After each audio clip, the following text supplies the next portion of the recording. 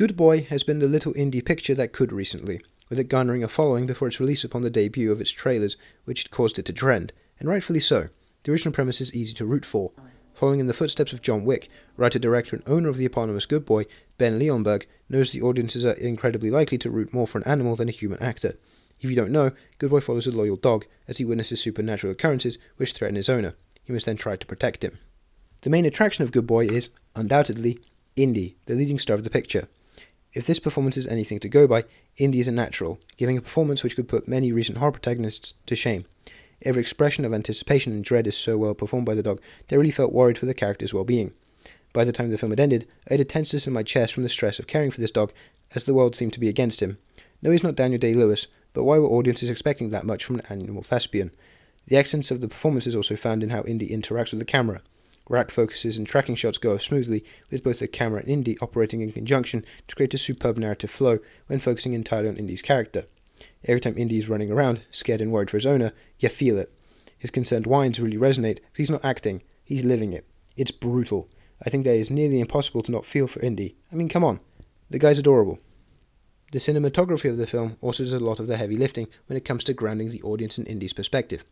Rather than deciding to shoot from a higher angle from the human perspective, cinematographer Wade Grebnall keeps the camera low, always at Indy's natural eye line. By firmly rooting the audience at that level, never straying away from the central conceit of the dog-led haunted house movie, Indy's performance is amplified tenfold. We really get the feel for what it's like to be Indy, lacking the complete picture of what is going on in the house in the middle of nowhere. There's also the creative decision to not show the face of Indy's owner, for the most part, which I found to be interesting. By concealing the owner's face, writer-director Leonberg directs audience attention fully onto the dog actor, which, let's be honest, it was on anyway. However, by doing so, Leonberg also influences the audience to use their own imagination to create the identity of the owner, and, in turn, examine the film's possible allegorical themes through a series of lenses which is up to interpretation. Sadly, there may be a few faults within the concept of the film. It risks, and does fall into, one narrative pitfall which I consider to drag it back a bit away from being an all-time horror great. The second act comes across as a tad repetitive. There's a couple of generic jump scares. I'm susceptible to jump scares, even I can pick up on how clearly telegraphed they are, so I found them to be a bit effective, which repeat across the act. The music cues, the shadows, then, bam, jump scare. If you've seen a horror movie before in your life, you know the gist, and it probably won't get to you. As a horror film for people wanting gross out visceral scares, or a more suspenseful picture more thought out with its scares, it is neither. Which is a shame, given that Good Boy is short for a full-length feature film, meaning that not a lot of runtime is spent on the revolving cycle of jump scares, which feels like it drags.